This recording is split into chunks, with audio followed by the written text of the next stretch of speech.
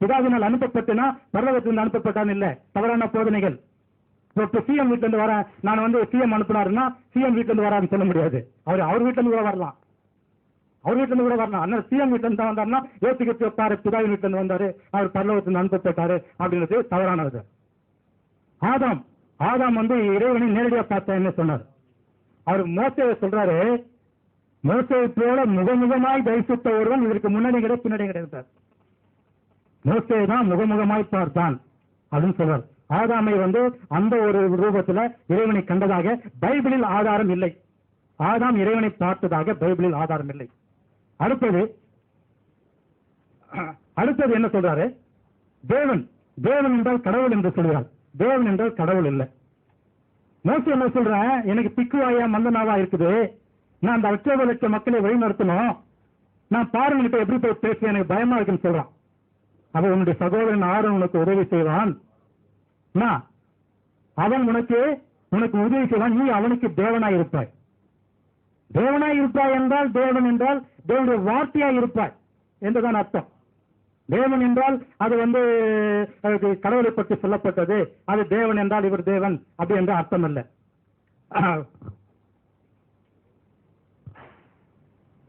தேவனுடைய கிறிஸ்துவனா, என் தேவனே.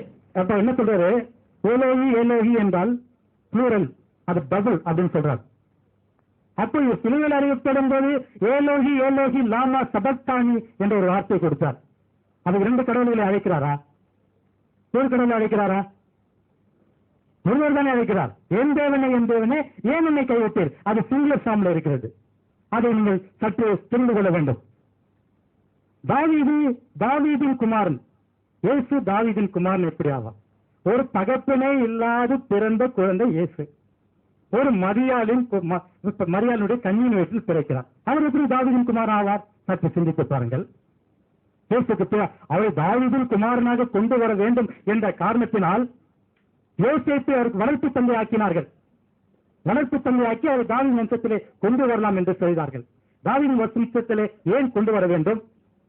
இயேசு லேவி கோத்திரத்தை சேர்ந்தவர் என்ற உண்மையை இந்த இடத்தில் உங்களை வைக்கிறேன். இயேசு லேவி கோத்திரத்தை சேர்ந்தவர் என்ற உண்மையை இந்த இடத்தில் வைக்கிறேன். யூத ராஜசிங்கம் உயிர் பிறந்தார் என்ற பாடலை இனி பாடாதீர்கள். இயேசு லேவி கோத்திரத்தை சேர்ந்தவர், மரியாள் லேவி கோத்திரத்தை சேர்ந்தவர். இயேசு யூதன் அல்ல. இயேசு யூதனாக இருந்தால்தான் தாவீதின் வம்சமாக முடியும். தாவீதுக்கு ஒரு மீது உள்ள கிளையை எழும்ப பண்ணுவேன் என்று சொன்னால் தாவீது கொடுத்த இறையாட்சியை, தாவீதை போல இறையாட்சி செய்பவனை நான் எழும்ப பண்ணுவேன் பிற்காலத்தில் என்று அர்த்தம். இயேசு எங்கே இறையாட்சி செய்தாரா? இயேசு எங்கே இறையாட்சி செய்தார்? ஒரு இவாஞ்சலிஸ்டாக இருந்தார். ஒரு ஊழியக்காராக ஆங்காங்கே அவருடைய சத்தியத்தை எடுத்து வைத்தார். அந்த இறையாட்சி செய்தது யார் என்பது மற்றொரு அதை பின்னால் வருகின்ற ஒரு விஷயங்கள். தாவீதை போல இயேசு இறையாட்சி செய்யவில்லை. சங்கீதம் 45 எடுத்து படியுங்கள்.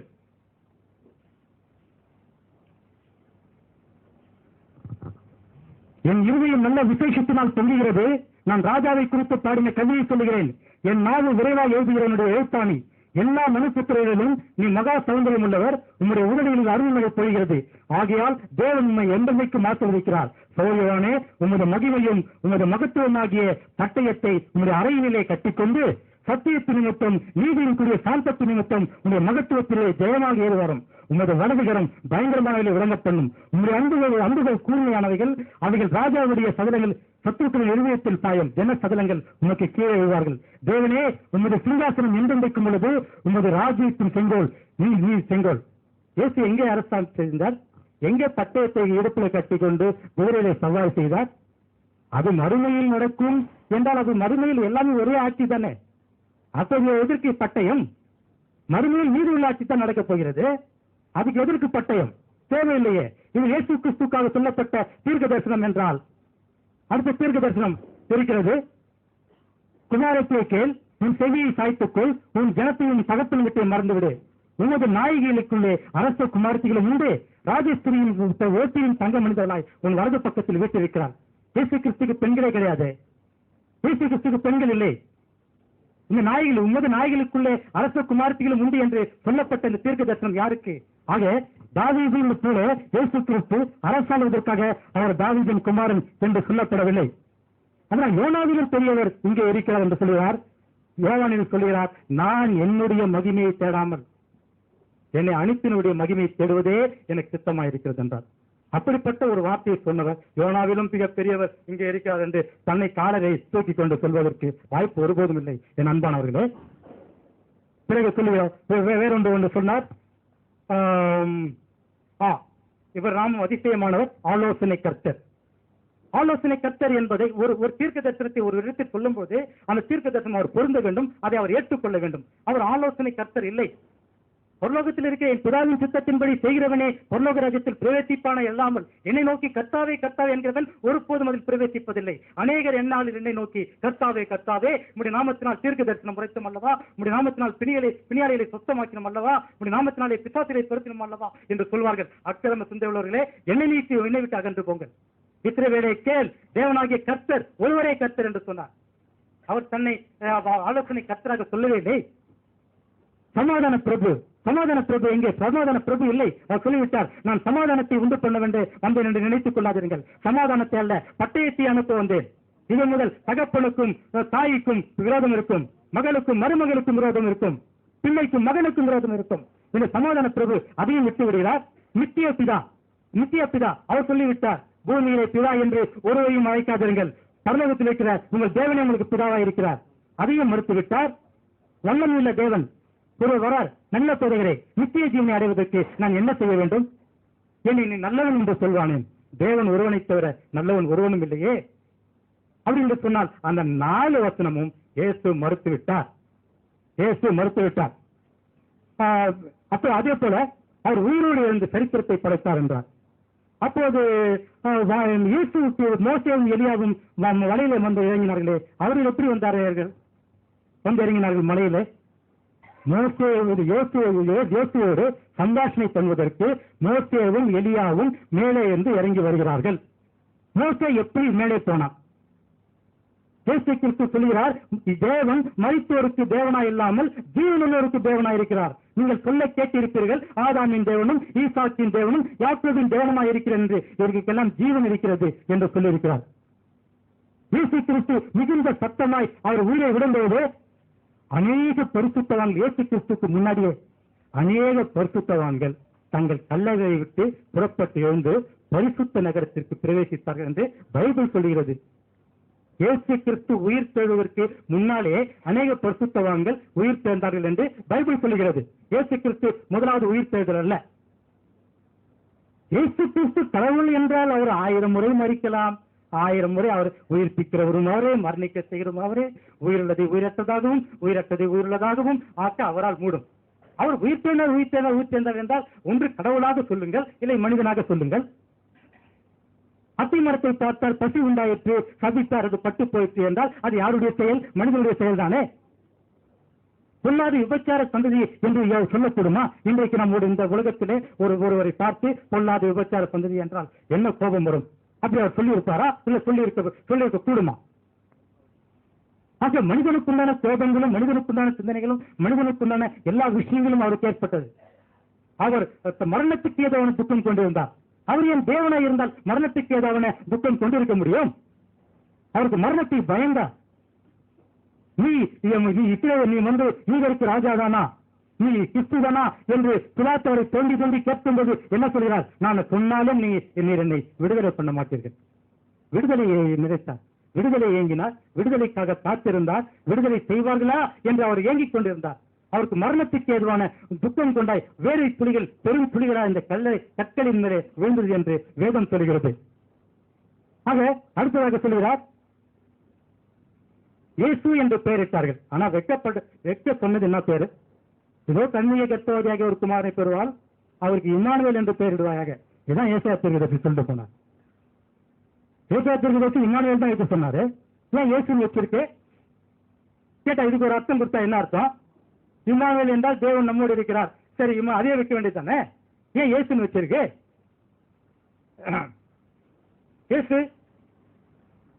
இயேசு ரட்சகர், இயேசு ரட்சகராக வந்தார் என்று சொல்கிறார்.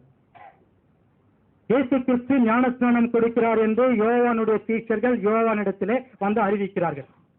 இதோ போதகரே, நீரும் சாட்சி கொடுத்தீரே, உம்முடன் ஒருவர் இருந்தாரே, அவர் அக்கறையில் சீஷர்களுக்கு ஞானஸ்தானம் கொடுக்கிறார் என்று சொல்கிறார். அப்போது யோவானுடைய சாட்சி என்ன?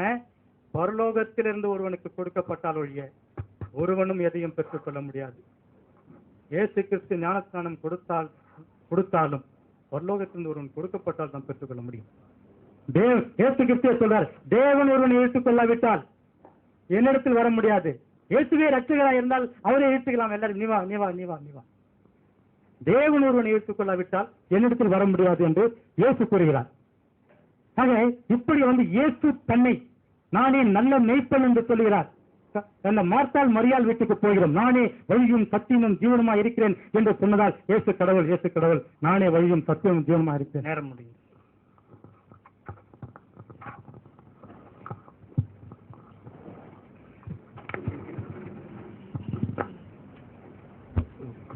கிறிஸ்துவ சகோதரர் பேசுவார்கள்.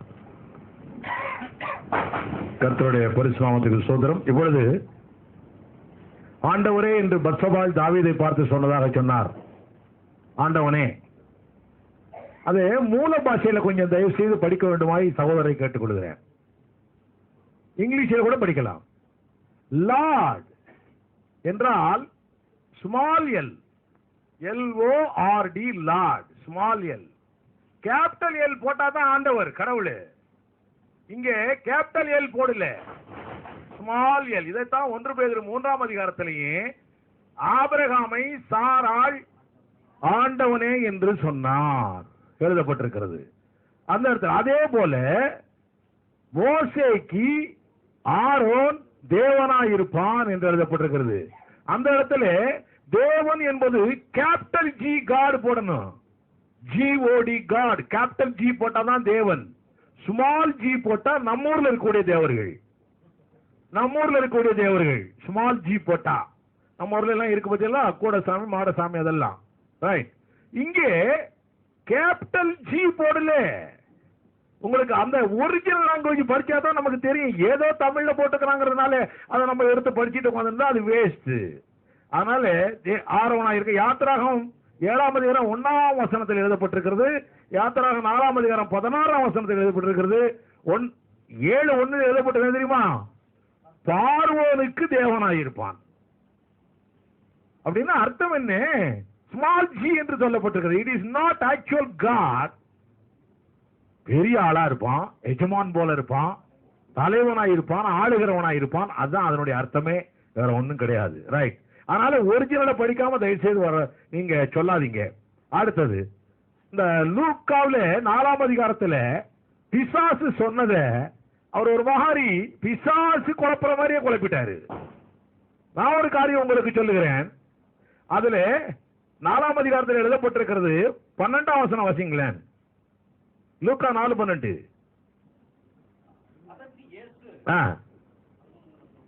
பாருங்க சீக்கிரம்.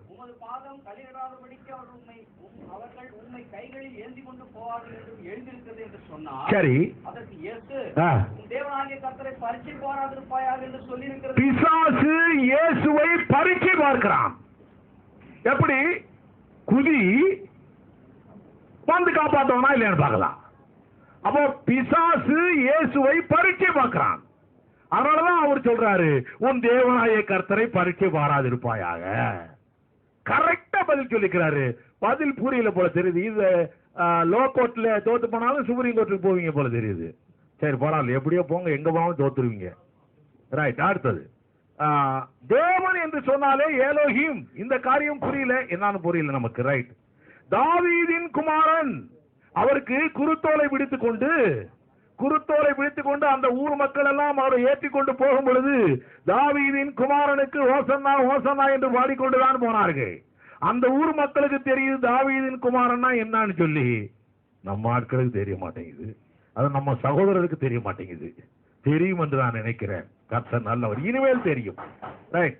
இயேசு யூத வம்சம் அல்ல, இயேசு லேவியின் வம்சங்கிறாரு. அவர் என்ன ஜாதிக்காரன்னு பேசுறதுக்காக இங்க நம்ம வந்திருக்கிறோம். அவர் கடவுளா இல்லையா அதை சொல்லத்தானே வந்திருக்கிறீங்க நீங்க.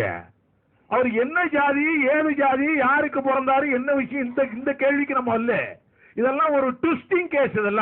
இதெல்லாம் மக்களை திசை திருப்புகிற காரியங்கள். அவர் கடவுளா இல்லையா, வேதத்தின்படி கடவுள் தான் சொல்லு, அதுதான் தேவை. அவர் லேவி கோத்திரத்துல பிறந்தாரா யூதா கோத்திரத்துல பிறந்தாரா என்று இன்னொரு நாளைக்கு நம்ம எல்லாம் அறிக்கை பண்ணிக்கலாம். இன்னைக்கு வேண்டாம், அதெல்லாம் தேவையில்லை. நிச்சயமாய் அதுக்கும் பதில் இருக்கு. ரைட், நல்ல போதகரே, அதை சொல்றதுக்கு தலைப்பு இல்லை இப்போ. ரைட், நல்ல போதகரே அப்படின்னு சொல்லிட்டு என்னை நல்லவன் என்று சொல்லுவானேன் அப்படின்னு அவரு கேட்டாராம். இயேசு கிறிஸ்து கேட்டாராம். Right, very good. உலகத்திலேயே எல்லாரும் பாவி, தேவன் ஒருவர் தவிர நல்லவர் ஒருவரும் இல்லை. அப்படி இருக்கும்போது இயேசுவை பார்த்து ஒருத்தன் நல்லவரேன்னு சொன்ன என்ன அர்த்தம்? பழைய ஏற்பாட்டில் எழுதப்பட்டிருக்கியா, பழைய ஏற்பாட்டில் எழுதப்பட்டிருக்குது தேவன் ஒருவர் தான் நல்லவர், எல்லாரும் ஏகமாய் கட்டு போன பாவிகள். அப்படின்னா இயேசுவை பார்த்து நல்லவரேன்னு சொன்ன என்ன அர்த்தம்? அறிந்தோ அறியாமலோ தெரிந்தோ தெரியாமலோ என்னை தேவன் என்று சொல்லுகிறாயே, தன்னைத்தானே ஒத்துக்கொள்கிறார் இயேசு கிறிஸ்து தன்னை தேவன் என்று. ஆமென். ரைட், இந்த காரியம் புரியணும் கொஞ்சம் நல்லா, கொஞ்சம் அது ரொம்ப சிந்திச்சா தான் தெரியும். ரைட், பரவாயில்ல. இயேசு தெய்வமா என்பதுதான் இன்னைக்கு கேள்வி.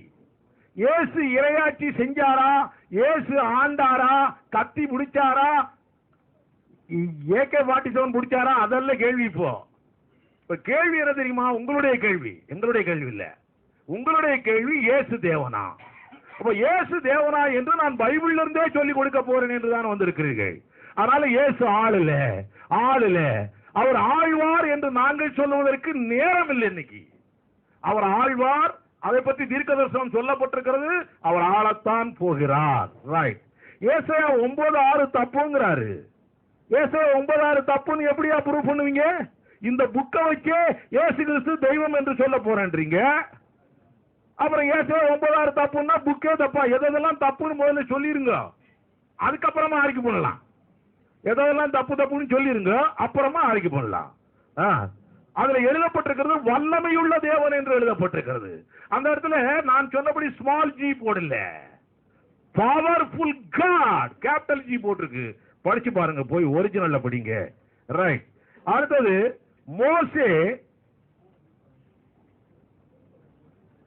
மோசே எப்படிப்பட்டமா, யோவான் எப்படிப்பட்டமா, இந்த டிஸ்கஷனே நம்ம எல்லாம் தேவையில்லை. இப்போ நம்ம டிஸ்கஷன் இயேசு தேவனா, அதை பத்தி தான் சொல்லணும். இப்போ கடவுள் தேவன் மனிதனாய் வந்தார் என்பதை நாங்கள் ஒத்துக்கொள்கிறோம்.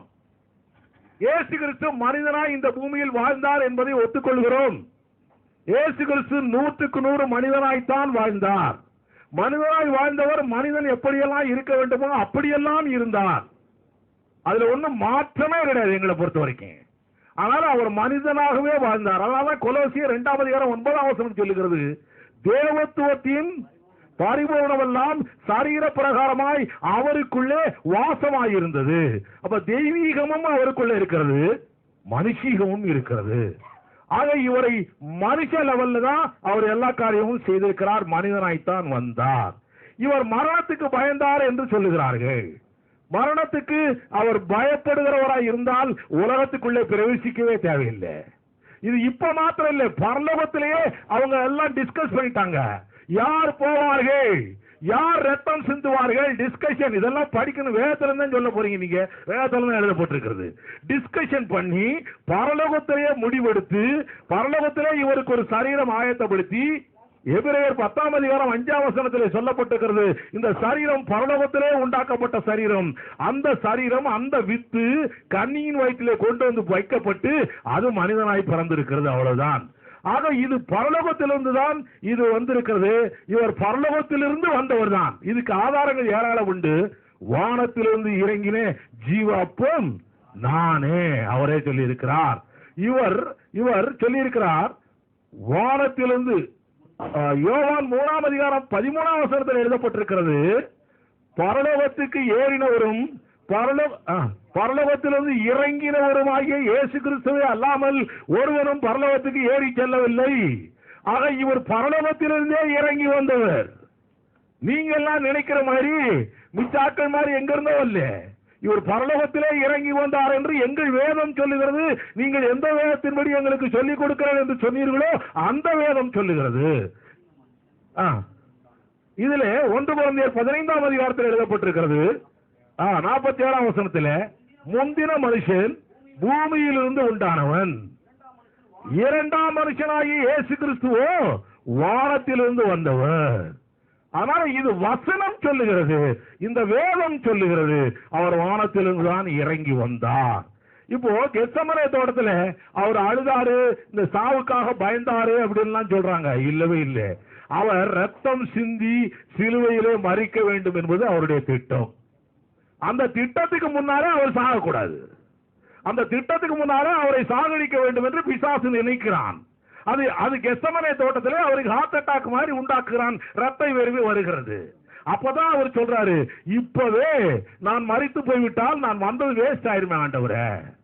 அதனால நிச்சயமாய் நீர் என்னை பாலப்படுத்தும், பக்குவப்படுத்தும், அந்த இடத்துக்கு கொண்டு போகும், சிலுவையிலே நான் சாக வேண்டும், ரத்தம் சிந்த வேண்டும், ரட்சிப்பை கொடுக்க வேண்டும், உலகத்து மக்களுக்கு ரட்சிப்பை அளிக்க வேண்டும். அதனால இவர் ஒன்னும், அதாவது நம்முடைய ரட்சிப்பு வீணாய் போகக்கூடாது என்று ஆண்டவர் நமக்காய் கண்ணீர் விட்டார். அவருடைய சாவுக்காய் கண்ணீர் விடல, அவர் ரத்தம் சிந்துறதுக்காக கண்ணீர் விடல. நமக்கு என்ன காரியத்துக்காக வந்தாரோ அந்த காரியம் வீணாய் போகக்கூடாது. இந்த பிசாசு இந்த வேலை பண்ணிட்டு இருக்கிறான். அதனாலேதான் அவர் சொல்லுகிறார். இப்போ நானே வழி, நானே சத்தியம், நானே ஜீவன், அவரே சொல்றாரு எல்லாமே. அப்போ யாரு இயேசு சொன்னாருன்னு சொல்ல, நம்ம பிரதரே சொல்றாரு, முஸ்லிம் பிரதரே. அப்படி இயேசு சொன்னார்னு, அப்ப அவருதான் வழி, அவர்தான் சத்தியம், அவர்தான் ஜீவன், அவர்தான் கடவுள். அப்புறம் என்ன வேறால? நானே வழி, என்ன தைரியம் அதெல்லாம்? நானே வழி, நானே ஜீவன், நானே சத்தியம், இப்படி சொல்லக்கூடிய ஒரு தைரியம் யாருக்கு வரும்? மனுஷனுக்கு வருமா? தேவத்துவம் அவருக்குள்ளே பரிபூர்ணமாய் இருக்கிறது. ஆனாலும் நிச்சயமாய் அவர் தேவன் தான். மற்றபடி வேற காரியங்கள் ஒன்றும் இல்லை என்று நான் நினைக்கிறேன் அவர்கள். அதனால தயவு செய்து நீங்க நேரத்தை வீணாக்காம நீங்க இந்த புக்ல இருந்து அவர் கடவுள் தான் என்று சொல்லுங்க. அப்படி இப்படி ஏசாயா 45ஆம் அதிகாரத்தை சொல்ல ஆரம்பிச்சா டைம் போதாது. ஆனாலும் 45ஆம் அதிகாரத்தில் சொல்லப்பட்டது அது இயேசுவை பற்றியதான். சங்கீதம் 45 சொல்லப்பட்டது அது இயேசுவை பற்றி தானே ஒழிய வேற யாரை பற்றியும் அல்ல. அதனால அதுல சங்கீதம் 45 வரிசையா நான் உங்களுக்கு சொல்லுகிறேன். 1ஆம் வசனம் ராஜா என்று சொல்லப்பட்டிருக்கிறது. இன்னைக்கு ராஜா இல்ல, இப்ப முதலாம் வருகையிலே ராஜாவாய் இல்லை, 2ஆம் வருகையிலே ராஜாவாய்த்தான் வரப்போகிறார். அழகுடையவர். ஏசாயா 53ஆம் அதிகாரத்தில் 2ஆம் வசனத்தை படிச்சீங்கன்னா அழகாய் இருந்தவர் அந்தகாரப்பட்டார் என்று எழுதப்பட்டிருக்கிறது. ஏசு அழகா இருப்பவர் உன்னத பாட்டை வாசிங்கன்னா புரிஞ்சிடும். 3ஆம் வசனம் சொல்லுது பட்டயம். பட்டயம்னா அது நான் சொல்லக்கூடாது, முகமது பேரெல்லாம் ரைட்டு. ராஜாக்கள் வைத்திருக்கிற பட்டயங்கள் அதை பற்றி தான் எழுதப்பட்டிருக்குன்னு சொல்றாங்க அவங்க. அல்ல, இது வசனமாகிய சத்தியமாகிய பட்டயம். நம்முடைய ஆண்டவர் வைத்திருந்தது வசனமாகிய சத்தியமாகிய பட்டயம். 4ஆம் வசனத்துல எல்லாம் வரக்கூடிய ராஜாவை பற்றி சொல்லப்பட்டிருக்கிறது. அதுல பெண்களை பத்தி எல்லாம் சொல்லப்பட்டிருக்கு. பத்தியா பெண்களை பற்றி சொல்லப்பட்ட வசனத்தை எடுங்க சீக்கிரம் சீக்கிரம். 10ஆம் வசனம்.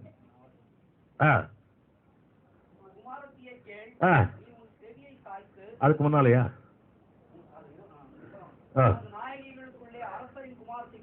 உமது நாயகிகளுக்குள்ளே அரசரின் குமாரத்திகள் உண்டு அப்படின்னு சொன்னா இயேசுக்கு என்ன அரசருடைய குமாரத்திகள் இருந்தாங்களா? கேள்வி இது. நாங்களே அரசருடைய குமாரத்திகள். எங்களை பார்த்தார் ஆண்டவர் சொல்லுகிறார், நாங்கள் எல்லாரும் குமாரத்திகள், தேவனுடைய பிள்ளைகள், சீயோன் குமாரத்தி. ஆமென். எங்களை பார்த்தா எழுதப்பட்டிருக்காது. நாங்களா சாதாரண குமாரத்தி இல்ல, அரசரின் குமாரத்திகள். வாசிங்க இன்னும்.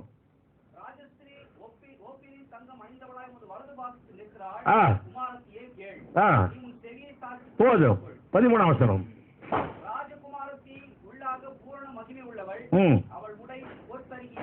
சரி. 14ஆம் வசனம். ராஜாவினிடத்தில் அழைத்துக் கொண்டு வரப்படுவார்கள். அவள் பின்னாலே செல்லும் அவளுடைய தோழிகளாகிய கன்னிகைகள் உம்மிடத்தில் கூட்டிக் கொண்டு வரப்படுவார்கள். கன்னிகைகளை கூட்டிட்டு வருவாராம். நாங்க எல்லாரும் திருமணத்துக்காக